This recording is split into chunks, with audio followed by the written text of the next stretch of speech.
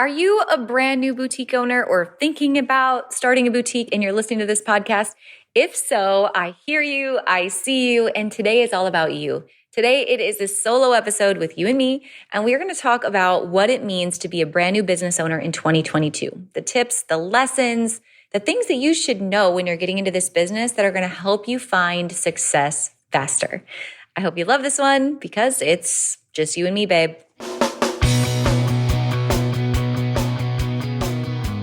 Let's talk about your business, strategy, and the juicy details of what actually works, from mainstream fashion to fashion on Main Street, and the entire ecosystem behind it. How do we scale your company and do it with the balance and the happiness that we all seek? Let's hear from those insiders, experts, and strategists that actually make it happen. I'm your host, Ashley Alderson from the Boutique Hub, and I can't wait to chat. Hey guys, it is you and me today, and we are going to talk about something that I'm just going to speak from the heart on, and we're going to be very in the moment in terms of what is happening in 2022. So something I've noticed since the beginning of the year so far is there is this movement happening in the world around us, and that is in part due to what some people call the Great Resignation, and some people call what our world is like after COVID is really creating this new entrepreneurial spirit and journey in the world around us. And so I have seen now more than ever new boutique owners, new wholesalers, new entrepreneurs in general starting a new life and a new business as they walk away from a career that maybe they've always held. Maybe it's teachers, maybe it's nurses, maybe it's attorneys, maybe it's someone who's held a 9-to-5 somewhere. And now they're deciding, you know what? I like working from home. I like being my own boss. I like having flexibility. Or maybe it's that they felt like life's too short to do something that I am not incredibly passionate about. And so I want to start my own business. So in the last month or so, I have met so many brand new business owners. And today I want to take time just to speak to you, those of you who are brand new in business, and talk to you about what to expect going forward. The highs, the lows, some of the things you may see on social media, but I also want to share what maybe you don't see on social media about owning your own business to help you get started on your strongest foot possible in 2022. So it's you and me, and we are going to talk about tips for brand new business owners. All right, let's start here. I think one of the most important questions that we can ask ourselves when we start a new business is why? Why are we starting this business in the first place? And you may think, well, I want freedom. I want flexibility. It looks like I could make great money. It looks like a lot of fun, right? All those things are great. But I want to start with tip number one by sharing that this is a business full of highs and lows. Any business, right? Being an entrepreneur, period, is full of highs and lows. And so right now, it's really important to anchor yourself to what is the why? Why are you here? And it has to be something that is attached to real meaning in your life and real value in your life beyond just money, right? Because money doesn't bring fulfillment. Something greater than money will bring you fulfillment. So what is that reason? For us at the Boutique Hub, I'll give you an example. My why has always been firmly anchored to changing people's lives. I know that when we change a business and make a business strong and powerful, we change a family, we change that business owner's life, we change the employees that they employ, and we change the community around them. And so changing someone's life is my why. So I want you to spend some time. It may not come to you immediately, but really ask yourself, why is this important to you? Beyond yourself, why is this now important to those around you? So anchor yourself to that why so it helps you through the highs and the lows that you're about to face in business. The second tip I would give you right from the start is to know your customer. So you're getting into this business. You've probably seen boutique owners on social media. You've seen a great boutique in the town that you like to shop in, right? Online brick and mortar, live selling, all these opportunities to be a retailer today. But I want you to really think about who is your customer and why. And if right now you're thinking, well, it's women, duh, ages 20 to 55. Well, it's not, right? It is not. When you target everyone, you reach no one. So it's important for you to think about, why do you shop different places, right? If you go to a mall, if a mall even still exists in your community, which sometimes they do and sometimes they don't, What stores do you go in and why do you go in them? Or when you're shopping online, why do you find yourself going to certain stores? If you're shopping with live sellers, why are you shopping with them? What is it about those stores that really speak to you? Why are you their customer? And now as you think about being a store owner yourself, who's your customer going to be? A lot of times they're going to be very similar to you. They might be attracted to you because you've got great taste. You like to style things, right? You've got a great personality. Maybe you are super tall, and so you can speak to dressing super tall women. Or maybe you've got 5 kids and just happen to have impeccable taste in dressing them. And so they're going to come to you and trust for you to dress their kids if you're a children's boutique. Maybe you are someone who has been blessed with curves. And so people are going to come to you because you know how to speak to women with curves and you will build trust with them. This business is all about building relationships and building trust. And a lot of times that's why your customer comes to you, right? They like you. They feel like you understand them, right? They trust you. And so who is that customer going to be and why? And when you can answer that, then you can move on to the third tip. And that is, how are you going to brand yourself? How are you going to make yourself different? So when you know that customer, immediately you have disqualified yourself from being an online, trendy, affordable boutique, right? Because there's 10 million of those out there right now, I promise. And you don't want to look like the next guy. So when you know your customer, why are you going to stand out from the crowd of where your customer might shop right now? And I'm telling you right now, the answer is not price. It's not price. It's not, I'm going to be cheaper than Susie down the street, right? Because cheap ain't loyal. If cheap was loyal, right, we wouldn't have Walmart. They can go coupon shop and price compare at Walmart all day long, but we don't do that at boutiques. So price is not a driving factor. You have to build a brand around your business that is far more important than the price. So you know your customer. Now, what is going to make you different? Is it the photography? Because that is a huge part of building a brand. Is it the photography? Is it the models? Is it the way that you speak to people, right? Is it the behind the scenes take? You are going to bring people into your life behind the scenes in your business and build those relationships, right? Why are you going to be different? Think about that. And why do you like to shop at stores that are different than the rest as well? Now, that's also going to disqualify a few things from your marketing arsenal, like using stock photos, right? So if you've been shopping on Fashion Go or Fair or with a vendor that you found that you love, a lot of them give you the option to download stock photos. And when you do that and you start to post them on your website or on your social media, if you're trying to drive store traffic, it's going to make you look like everybody else who downloaded those stock photos. So one of the most important investments you can make from the start that doesn't have to be expensive, but you can run a trade with somebody, you can collaborate with somebody, or you can just use your iPhone and watch a few tip videos inside the Boutique Hub or on YouTube on photography so that you know how to start taking some great photos yourself. So invest in the quality of your brand and what is going to speak to why you're different. So things like making sure if you're doing mirror selfie photos, right, that you've actually styled an outfit together. Or if you're doing flat lays with adult photos, this is not what I meant, adult clothing. I was also thinking about children's clothing or home goods or gift, lifestyle, whatever it is you're selling. If you're going to do flat lays, making sure that that is fully styled, right? And it's fully merchandised. When you drive by a great boutique that you love to shop and you think about like a brick and mortar boutique with a beautiful window, right? The window, it's usually really merchandise, right? It's got outfits and some kind of inspiration. It makes you feel a certain way. It invokes emotion. Well, really, photography has to do the same thing. So if I'm just throwing on a shirt and jeans and I'm like, buy this top, nobody cares because it doesn't invoke emotion. It doesn't tell a story. It doesn't inspire me, the customer, in terms of how I would wear that top or where I would wear that top. It's just another top. So when you start thinking about your brand and your photos, right? It has to create a story and emotion, and it has to fill what? A need. It has to be able to fill a need. So the next tip I'm going to offer is your customer, now that you've identified them and now that you've built a brand, right? You know how you're going to be different. I want you to think about, what does my customer need right now? What does she need? So if it is before Valentine's Day, she's probably shopping for a dinner date outfit.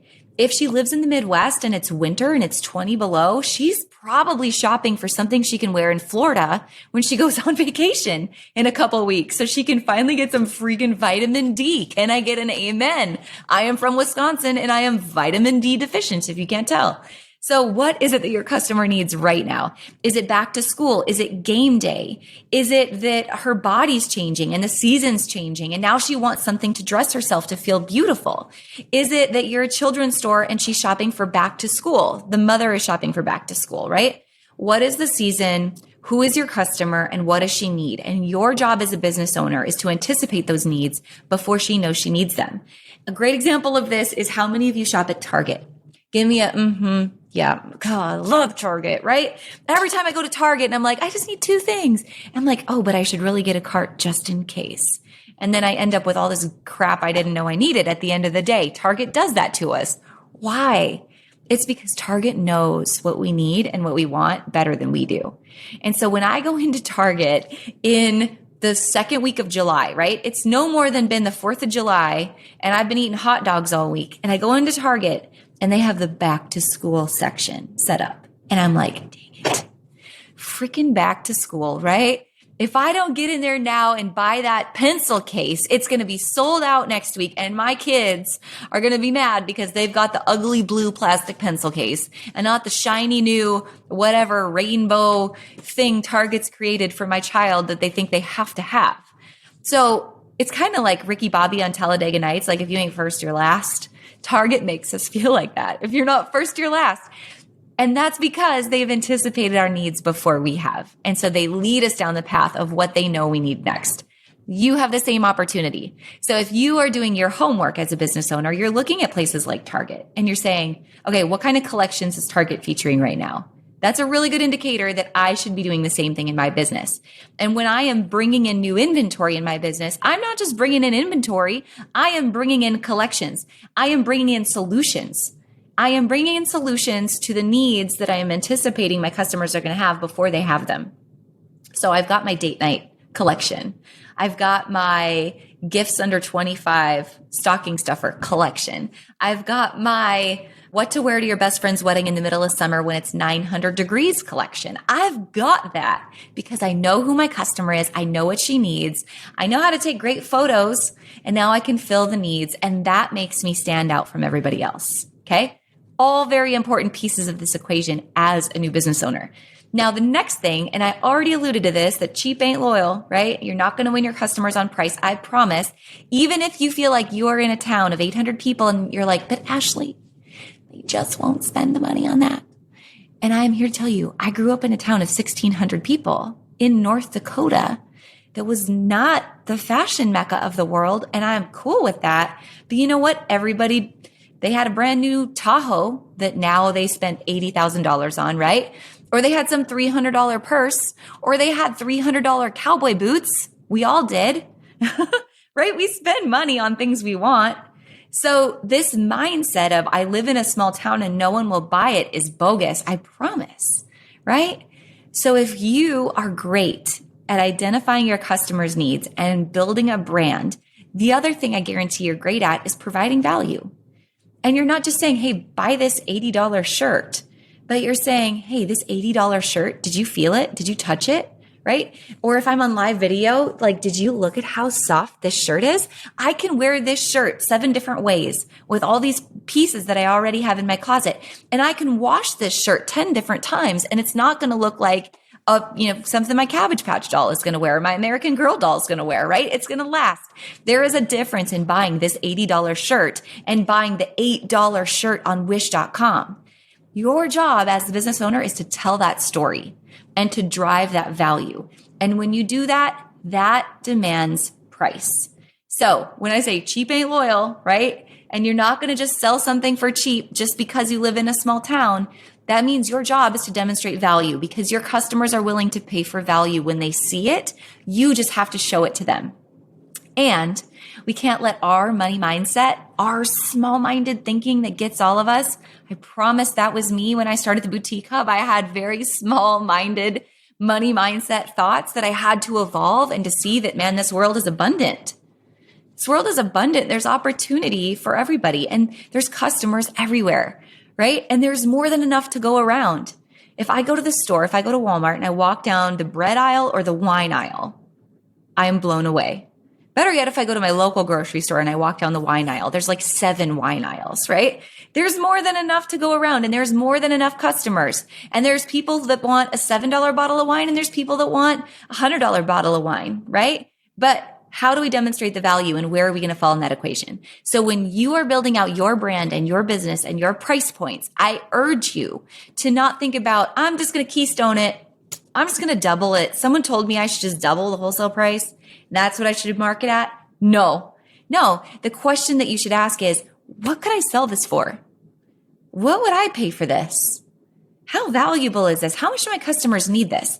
If we start by asking those questions, then we can formulate, some idea of price in our head.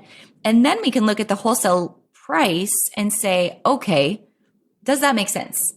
Right? If I look at something like, let's say some cute sweater, and it's marked at $15 wholesale. Well, if I was just keystoning it, I'd be like, okay, I'll sell it at 30. It will be good. And maybe I'll eat cereal for dinner for a week, right? If I don't make enough money to pay myself. Or we could look at the $15 sweater and go, dang, that's really cute. I know I could sell that for $60, right? And now we're starting to build margin into our prices, which when we build margin, now we build room for growth.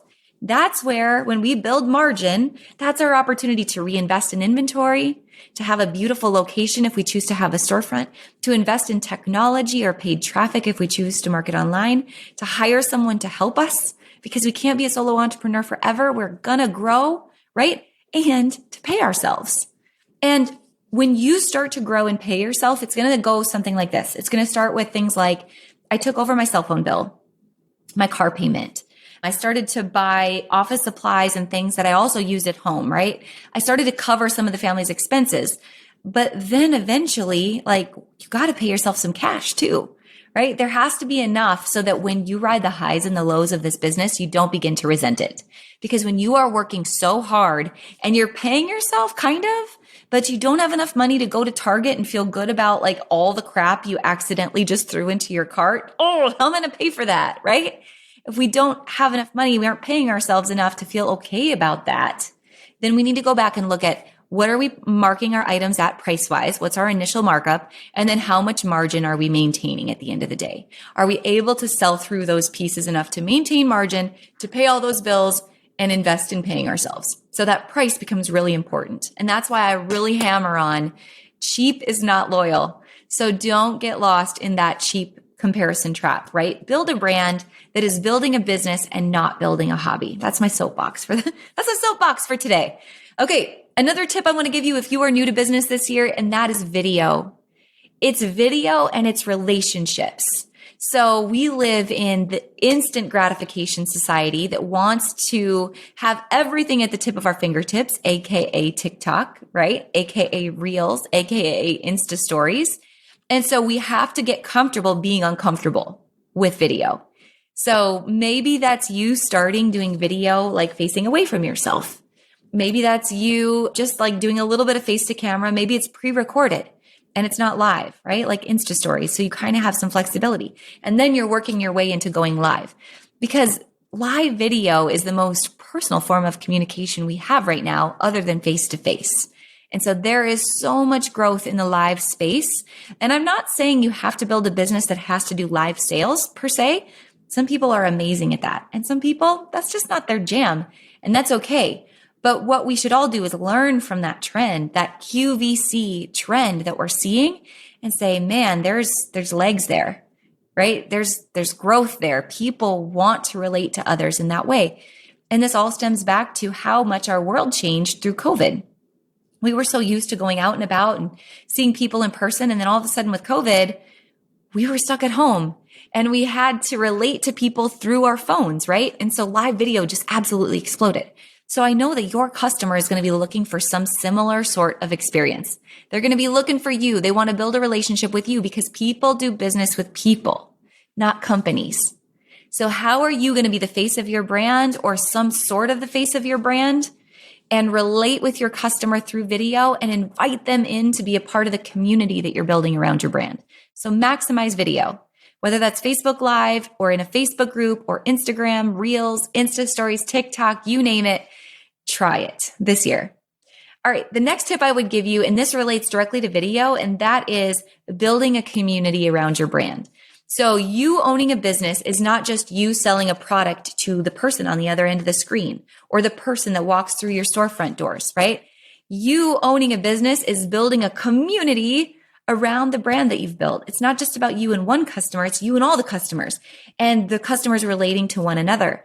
A lot of times when I'm talking to people and I'm making my argument for Facebook groups and why I still think they're relevant today that is because it's not just you talking to your customer and your customer talking back to you, but it's your customers talking to one another as well.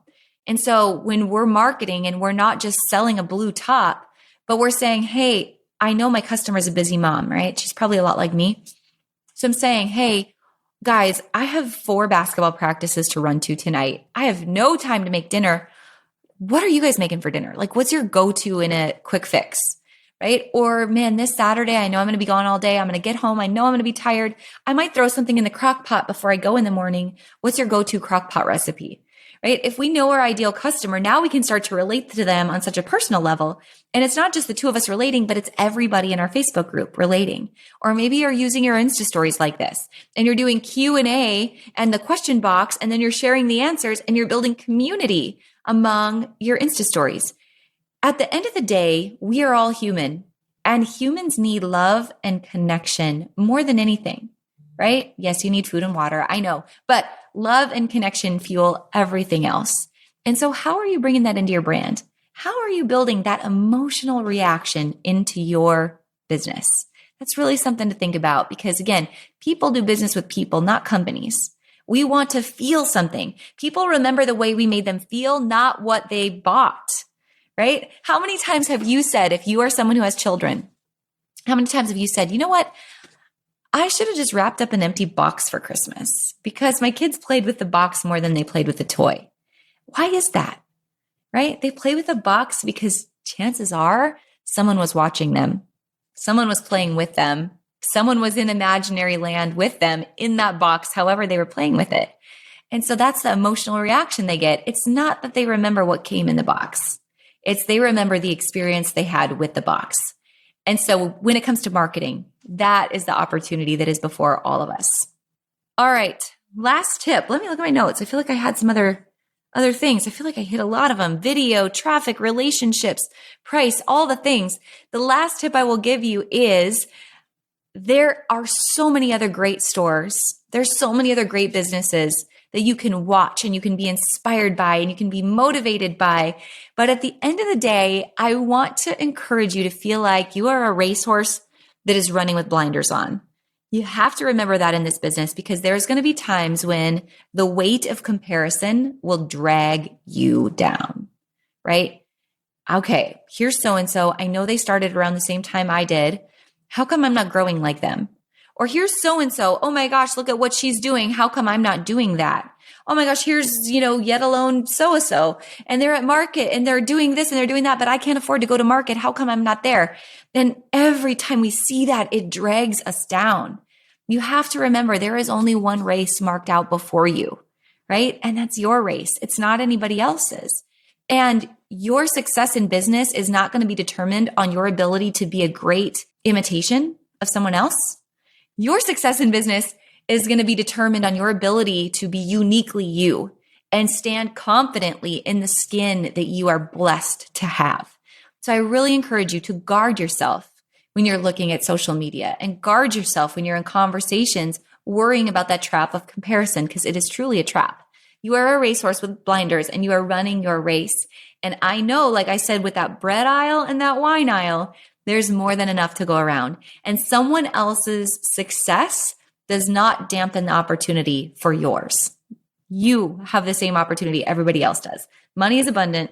Customers are abundant. Opportunity is abundant. It is up to you to go and get it. And that's why at the Boutique Hub, our entire motto is built on community over competition. Because I know that a rising tide will lift all ships. And so when you stand in support of someone else in this business and cheer them on, they will do the same for you.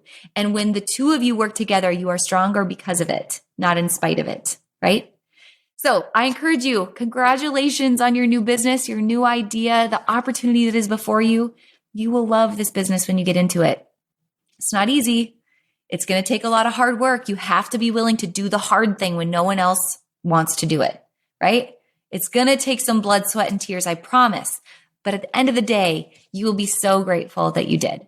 So I hope today's podcast, I hope these quick tips were helpful for you. I encourage you to reach out if you ever have questions, if there's something I can do to offer to help. We have some resources that we've put together for you this year as a brand new boutique owner. We will link those up in the show notes so you can find more information on how we can help. But at the end of the day, I'll be here every Tuesday in your ear, giving you tips and motivation, encouragement, and support, because I know that our country is built on the spirit of entrepreneurship. And so I love it anytime I see a new entrepreneur going down this journey. We have all been there, and it's hard, but it is worth it. And so I am blessed to be a part of this journey with you. You guys, thanks for listening to the podcast this week. I'll be back next week. I appreciate you. I hope you have a wonderful week ahead. Thanks, guys.